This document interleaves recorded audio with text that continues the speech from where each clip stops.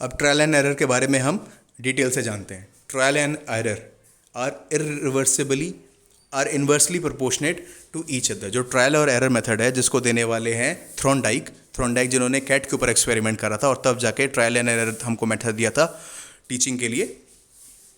तो इसमें इन्होंने बताया कि जो ट्रायल एंड एरर है वो इन्वर्सली प्रोपोर्शनेट है, मतलब एक दूसरे के अपोजिट चलने वाली चीज़ है। कैसे? अब देखिए, अगर मैं ट्रायल ज़्यादा करूँगा तो एरर कम हो जाएंगे, अगर मैं ट्रायल बढ़ा दूंगा तो एरर कम हो जाएंगे, और मैं ट्रायल घटा दूंगा तो एरर बढ़ जाएंगे। अगर मैंने अपने ट्रायल बढ़ा दिए तो एरर कम हो रहे हैं, और मैंने ट्रायल घटा दिए तो एरर बढ़ रहे हैं। तो क्या हुआ? अपोजिट रिलेशन हुआ ना एक दूसरे में, कि भाई तू नॉर्थ जा रहा है तो मैं साउथ जाऊँगा, तू साउथ जा रहा है तो मैं नॉर्थ जाऊँगा। ठीक है, अपोजिट रिलेशन है, तो इसको कहते हैं inversely proportionate to each other. Trial and error are inversely proportionate to each other. और इसको देने वाले थे थ्रोनडाइक, जिन्होंने कैट के ऊपर एक्सपेरिमेंट कंडक्ट कराया था। देखते हैं, ट्रायल एंड एरर मेथड जो होता है हमारा, it is for slow learners. ये धीरे सीखने वाले बच्चों के लिए होता है। ठीक है, स्लो लर्नर के लिए होता है। और किस लिए इसका सबसे ज़्यादा यूज़ किया जाता है? For skill development. Trial and error method का मेन फोकस है, मेन यूज़ है स्किल डेवलपमेंट के लिए। स्किल डेवलपमेंट यानी टाइपिंग, ड्राइविंग, स्विमिंग। ठीक है, जैसे टाइपिंग, आप जितनी टाइपिंग की प्रैक्टिस करोगे आपकी एरर्स उतने कम होंगे और आपकी स्पीड उतनी बढ़ती जाएगी। ठीक है, तो सेम ड्राइविंग के साथ है, मतलब जितनी भी स्किल, हाथ के काम वाली चीज़ें हो गई, स्किल वाली चीज़ें हो गई, रटने वाली चीज़ें हो गई, उसमें आप ट्रायल एंड एरर मेथड का यूज़ करते हो। ट्रायल एंड एरर मेथड से होने वाली लर्निंग जो होती है वो सीक्वेंशियल लर्निंग होती है, ग्रेजुअल लर्निंग होती है। ग्रेजुअल का मतलब धीरे धीरे सीखते हो आपस में, क्योंकि बार बार चीज़ों को रिपीट करते हो आप। ट्रायल एंड एरर, कोशिश करते हो, एरर हो जाता है, फिर दोबारा ट्राई करते हो, फिर कोशिश करते हो, फिर एरर हो जाता है, फिर दोबारा ट्राई करते हो, जब तक कि सही नहीं हो जाता। ठीक है, साइकिल चलाना सीखते हैं बच्चे स्टार्टिंग में तो गिर के सीखते हैं। साइकिल चलाते हैं, थोड़ी दूर गिर जाता है, लड़खड़ा जाता है, बैलेंस नहीं बनता, और फिर जाके फाइनली सीखते हैं। तो उसे कहते हैं ट्रायल एंड एरर। इस टेक्निक को देने वाले हैं थ्रोनडाइक। ठीक है, इसमें लर्निंग होती है आपकी step by step, sequential, gradual. और ट्रायल एंड एरर में किस तरह का संबंध है? Inversely proportionate to each other, एक दूसरे के अपोजिट होते हैं ये। नेक्स्ट है हमारा बाइलिंगुअल मेथड। बाइलिंगुअल मेथड के अंदर हम एक तरह से लैंग्वेज सीखने के लिए होता है। ठीक है, तो दो तरह की हमारी लैंग्वेज है। एक होती है हमारी मदर टंग, एक होती है हमारी टारगेट लैंग्वेज। मदर टंग जो हम जन्म से सीख जाते हैं, हमारे अपने एनवायरनमेंट से सीख जाते हैं। ठीक है, जैसे हिंदी, पंजाबी या और भी कोई लैंग्वेज हो सकती है, किसी की भी मातृभाषा, उसकी मदर टंग। और एक होती है टारगेट लैंग्वेज, जैसे हिंदी वाले बच्चे या पंजाबी वाले बच्चे क्या सीखना चाहते हैं? वो इंग्लिश सीखना चाहते हैं, सबको अमेरिका या कनाडा जाना है, तो उसके लिए क्या चाहिए? एक टारगेट लैंग्वेज आनी चाहिए आपको, इंग्लिश आनी चाहिए आपको। ठीक है, तो अब इंग्लिश सीखने के लिए आप क्या क्या कर रहे हो? देखिए, 3 तरह के मेथड है। एक है ट्रांसलेशन मेथड, एक है बाइलिंगुअल मेथड, एक है डायरेक्ट मेथड। ठीक है, तो इन तीनों को कंपैरिजन करके पढ़ते हैं। ट्रांसलेशन मेथड में क्या होता है? सबसे ज़्यादा फोकस हमारा रहता है ग्रामर पर, रूल्स पर, रटने को बढ़ावा देते हैं। मतलब ट्रांसलेशन मेथड क्या है? मतलब जिस तरह से हमारे पापा, हमारे दादा इंग्लिश सीखते थे, वो क्या करते थे इसमें कि बेटा टेंस रट लो, सारे टेंस रट लिए तो तुम्हें इंग्लिश आ गई, अगर तुमने टेंस रट ली तो तुम्हें इंग्लिश आ गई। ठीक है, तो ग्रामर पे सबसे ज़्यादा फोकस रहेगा टेंस रटने के लिए, रूल्स पे फोकस रहेगा कि भाई रूल सीख लो सारे, सबसे ज़्यादा फोकस रटने पे रहेगा। तो रटना जहाँ पर भी, ये देखिए हम टीचर बनने जा रहे हैं एलिमेंट्री स्कूल के, तो सबसे ज़्यादा हमको साइकोलॉजिकल मेथड देखने हैं। ठीक है, जो बच्चे की साइकोलॉजी से मैच करते हैं। तो जहाँ पर भी रटना आ गया वो साइकोलॉजिकल मेथड तो होगा ही नहीं। तो रटने को बढ़ावा मिल रहा है इसमें, तो यानी ये साइकोलॉजिकल मेथड नहीं है, ग्रामर्स और रूल्स को। ठीक है, तो इसमें क्या है? मदर टंग और और जो टारगेट लैंग्वेज है आपकी, उसका जो रेशो है इसमें ट्रांसलेशन मेथड में, वो 50-50 रेशो का है। 50% मदर टंग को दे रखा है, 50% टारगेट लैंग्वेज को दे रखा है। ठीक है, नेक्स्ट है हमारा बाइलिंगुअल मेथड। बाइलिंगुअल मेथड में ग्रामर का यूज़ नहीं किया जाता। बाइलिंगुअल मेथड में ग्रामर का यूज़ नहीं किया जाता, मतलब यूज़ तो देखो होता है, बट उस पर इतना एम्फेसिस नहीं दिया जाता, उतना जोर नहीं दिया जाता कि नहीं ग्रामर का यूज़ करना ही करना है, रूल तो रटने ही रटने हैं, उतना जोर नहीं दिया जाता जितना ट्रांसलेशन पर होता है। ठीक है, तो ग्रामर, बाइलिंगुअल मेथड में ग्रामर इतनी इंपॉर्टेंट नहीं है। इसमें क्या है? आपकी जो टारगेट लैंग्वेज होती है उस पर एम्फेसाइज किया जाता है। ग्रामर से ज़्यादा जो टारगेट लैंग्वेज है उस पर एम्फेसाइज किया जाएगा। अगर आपको इंग्लिश सीखनी है तो उस पर एम्फेसाइज किया जाएगा। ठीक है, अब जैसे बच्चा बोल रहा है कि madam may I go to toilet, बच्चे को ये बोलना है कि madam may I go to toilet, मगर बच्चा टॉयलेट वर्ड भूल गया, तो वो मैडम को बोल देगा, madam may I go to संडास। ठीक है, अब उसने बाकी सेंटेंस तो ठीक बोल दिया, बट वो टॉयलेट के लिए वर्ड भूल गया, तो उसने अपनी भाषा में बोल दिया, madam may I go to संडास। तो अब मैडम उसको कैसे जवाब देगी? मैडम उसको कहेगी, यस बेटा you can go to toilet. तो अब बच्चा रिलेट कर लेगा कि अच्छा संडास के लिए टॉयलेट वर्ड होता है, मैं भूल गया था। तो नेक्स्ट टाइम जब बच्चा बोलेगा तो बच्चा उसको टीचर के बताए गए वर्ड से रिप्लेस कर देगा। इस तरह सिखाते हैं इसमें बाइलिंगुअल मेथड में। ठीक है, दोनों भाषाओं का यूज़ करके सिखाया आपने। ठीक है, टारगेट लैंग्वेज पे जोर दिया, मगर यूज़ हेल्प आपने दूसरी वाली भाषा की भी ले ली। तो उसमें ये मेथड साइकोलॉजिकल मेथड है। Bilingual method is a psychological method.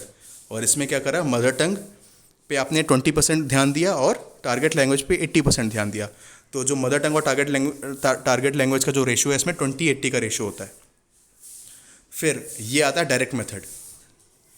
अगर आपको किसी लैंग्वेज में फ्लुएंसी, ये मैं पर्सनल ओपिनियन बता रहा हूँ आपको अपनी, अगर आपको किसी भी लैंग्वेज में फ्लुएंट बनना है, चाहे जापानीज़ हो, चाहे कोरियन हो, चाहे हिंदी हो, चाहे इंग्लिश हो, किसी भी लैंग्वेज में, चाहे कन्नड़ भाषा सीखनी हो आपको, अगर आपको किसी भी लैंग्वेज में फ्लुएंट बनना है तो आपको डायरेक्ट मेथड ही अपनाना चाहिए।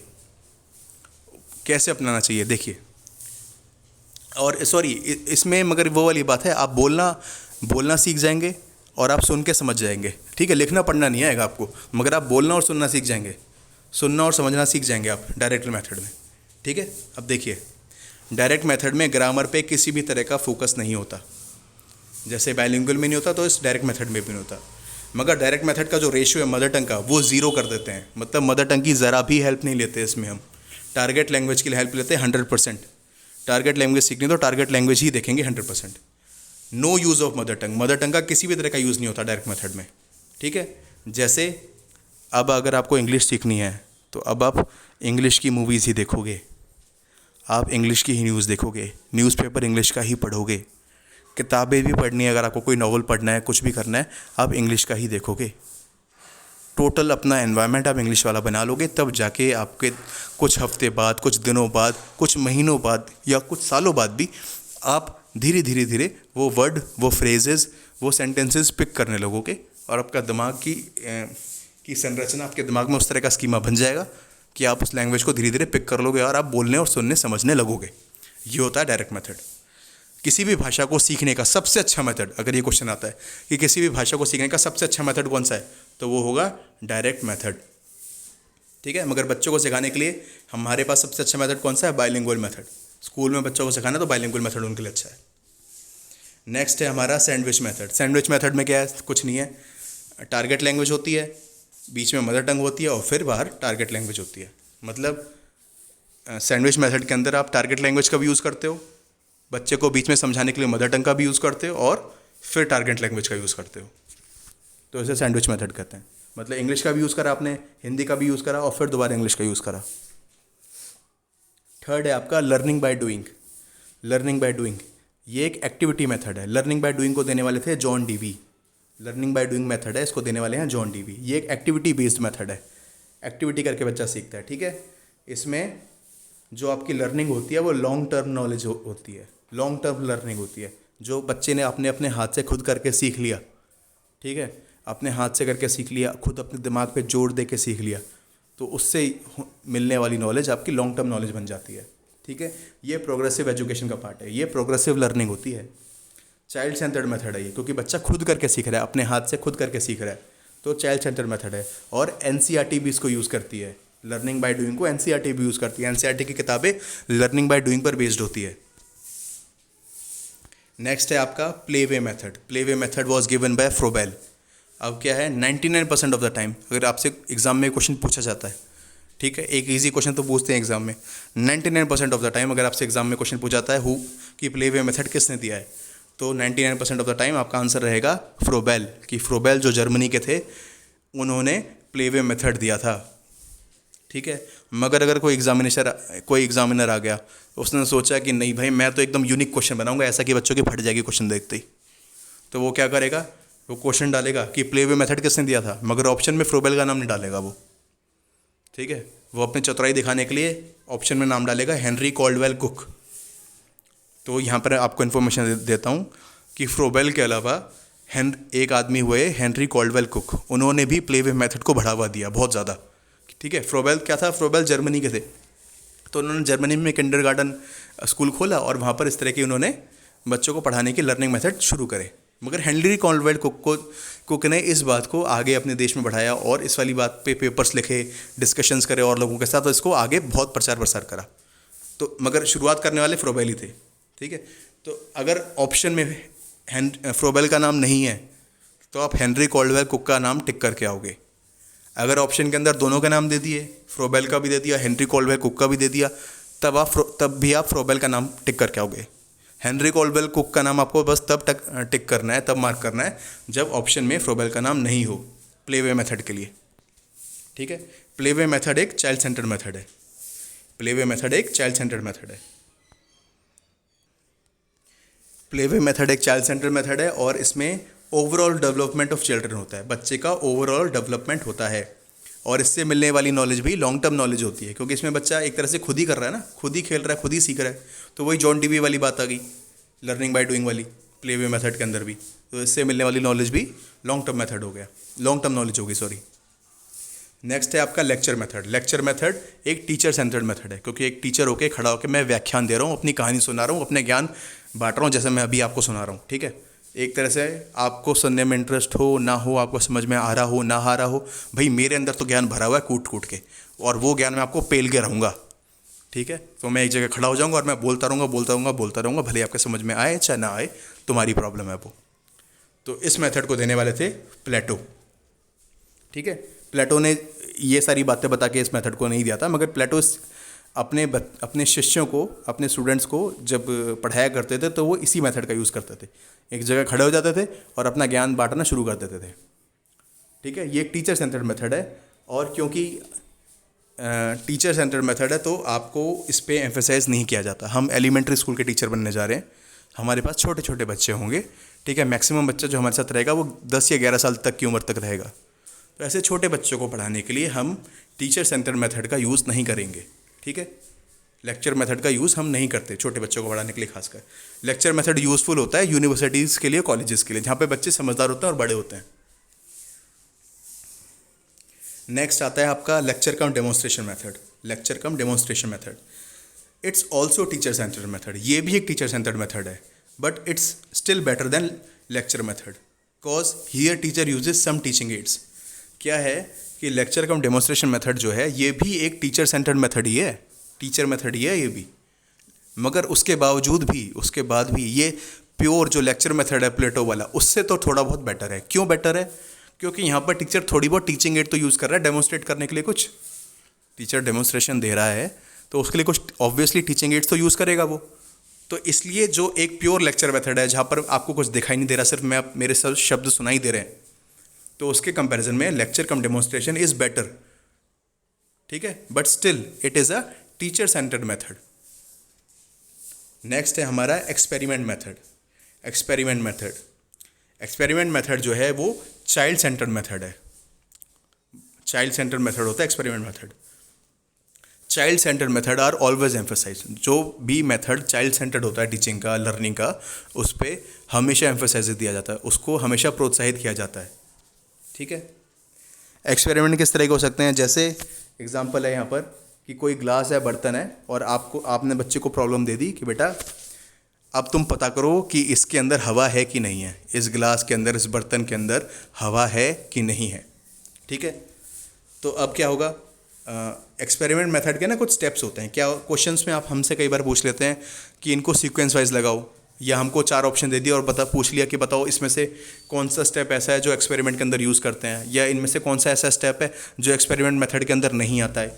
या फिर कई बार हमसे सीक्वेंस पूछ लेते हैं कि बताओ इसमें से एक्सपेरिमेंट मेथड का सही सीक्वेंस क्या है। तो उसमें सारे स्टेप होते हैं और हमको सही सीक्वेंस पकड़ना होता है। तो एक्सपेरिमेंट मेथड के सीक्वेंस में सबसे पहले आता है प्रॉब्लम। आपको पता होना चाहिए कि प्रॉब्लम क्या है। प्रॉब्लम पता चल गई तो उस प्रॉब्लम के ऊपर एक हाइपोथेसिस क्रिएट करते हो आप नेक्स्ट स्टेप में। हाइपोथेसिस क्या होती है? हाइपोथेसिस होता है एक अंदाज़ा, एक एस्टिमेशन। वो हाइपोथेसिस, वो आपका अंदाज़ा गलत भी हो सकता है और सही भी हो सकता है, ठीक है। उस हाइपोथेसिस के ऊपर बेस्ड फिर आप एक एक्सपेरिमेंट कंडक्ट करते हो। जब आपने एक अंदाज़ा लगा लिया तो उसके बाद आप एक एक्सपेरिमेंट कंडक्ट करोगे उसके ऊपर। उस एक्सपेरिमेंट को कंडक्ट करने के बाद आप कंक्लूजन निकालोगे। एक्सपेरिमेंट को कंडक्ट करने के बाद आप एक कंक्लूजन निकालोगे। कंक्लूजन निकालने के बाद आप उसका वेरिफिकेशन करोगे, मतलब चेक करोगे कि भाई आपने जो कंक्लूजन निकला आपका, वो जो आपने हाइपोथेसिस निकाली थी वो सही है कि नहीं है। ठीक है, वेरिफिकेशन ऑफ हाइपोथेसिस होगा कंक्लूजन के बाद। तो या तो आपकी हाइपोथेसिस सही हो जाएगी या गलत हो जाएगी। मान लो जो आपका वेरिफिकेशन के बाद जो कंक्लूजन का जो आपने वेरिफिकेशन करा, उसमें आपकी हाइपोथेसिस हो गई गलत, कि भाई जो मैंने अंदाज़ा लगाया था स्टार्टिंग में हो गया गलत। तब आप क्या करोगे, तब आप फिर से नई हाइपोथेसिस रखोगे। नई हाइपोथेसिस मतलब नया अंदाज़ा लगाओगे, फिर उस नए अंदाजे के ऊपर एक्सपेरिमेंट कंडक्ट करोगे, उसके बाद नया कंक्लूजन निकालोगे, उसके बाद उसका फिर से वेरिफिकेशन करोगे। ठीक है, और ये आप तब तक करोगे जब तक आपका वेरिफिकेशन सही नहीं हो जाता। इसका मतलब ही होता है आपका एक तरह से एक्सपेरिमेंट। ओके, मगर देखो उसके बावजूद भी इसको ये मत समझ लेना कि एक्सपेरिमेंट तो ट्रायल एंड एरर जैसा है। थोड़ी बहुत बात है इसकी ट्रायल एंड एरर जैसी है, मगर ट्रायल एंड एरर ना जब आप उसको डिटेल में समझोगे तब आपको समझ में आएगा कि ट्रायल एंड एरर फिक्स्ड होता है, उसमें आप कुछ भी नया नहीं खोज सकते। ट्रायल एंड एरर के अंदर आप कुछ भी नई खोज नहीं कर सकते। ठीक है, जो बात एक टीचर ने फिक्स कर दी आप वहीं तक पहुंच सकते हो अपनी गलती कर करके, सीख सीख के। मगर एक्सपेरिमेंट के अंदर, एक्सपेरिमेंट मेथड के अंदर you can find new things, आप नई चीज़ों के बारे में जान सकते हो, नई चीज़ों की खोज कर सकते हो। ठीक है, इसलिए इसको अलग से पढ़ा रहे हैं। फिर आता है प्रॉब्लम सॉल्विंग मेथड। फिर आता है आपका problem solving method. Problem solving method, इसमें ये एक चाइल्ड सेंटर्ड मेथड है। प्रॉब्लम सॉल्विंग मेथड एक चाइल्ड सेंटर्ड मेथड है। ठीक है, इसका सबसे बड़ा हॉलमार्क क्या है, सबसे बड़ी पहचान क्या है कि प्रॉब्लम शुड बी ओरिजिनल। जो प्रॉब्लम है आपकी, it should be original and related to real life. Problem original होनी चाहिए और रियल लाइफ से रिलेटेड होनी चाहिए। ये इसकी मुख्य पहचान है प्रॉब्लम सॉल्विंग मेथड की। अच्छा, जैसे स्टेप्स हमने इसमें पढ़े थे एक्सपेरिमेंट मेथड में, तो सेम स्टेप्स, इसी तरह के कुछ स्टेप्स प्रॉब्लम सॉल्विंग मेथड के भी हैं। इसमें भी आपसे सीक्वेंस पूछ सकते हैं, जो क्वेश्चन आपसे ऊपर पुटअप कर सकते हैं एक्सपेरिमेंट मेथड के लिए, सेम तरह के क्वेश्चन प्रॉब्लम सॉल्विंग के लिए भी पुटअप कर सकते हैं वो लोग। तो प्रॉब्लम सॉल्विंग का नंबर 1 स्टेप है कि प्रॉब्लम अवेयरनेस। प्रॉब्लम की अवेयरनेस होनी चाहिए आपको, प्रॉब्लम का आइडेंटिफिकेशन होना चाहिए। ठीक है, नेक्स्ट है कलेक्शन ऑफ डाटा। डाटा का कलेक्शन आना चाहिए आपको। थर्ड है सॉल्विंग द प्रॉब्लम। प्रॉब्लम को सॉल्व करोगे आप। फोर्थ में कंक्लूजन है और फिफ्थ में वेरिफिकेशन है। नंबर 1 क्या हुआ कि प्रॉब्लम की अवेयरनेस, भाई पता लगा कि प्रॉब्लम है क्या, आइडेंटिफिकेशन ऑफ प्रॉब्लम। नंबर 2, उस प्रॉब्लम से रिलेटेड डाटा कलेक्ट करोगे आप। डाटा का मतलब इन्फॉर्मेशन, प्रॉब्लम से रिलेटेड डाटा इन्फॉर्मेशन को कलेक्ट करोगे आप। उसके बाद प्रॉब्लम को सॉल्व करोगे आप। सॉल्व करने के बाद आप एक कंक्लूजन निकालोगे। लास्ट में आप उस कंक्लूजन का वेरिफिकेशन करोगे कि भाई मेरी प्रॉब्लम जो थी असल में वो सॉल्व हुई या नहीं हुई। ठीक है।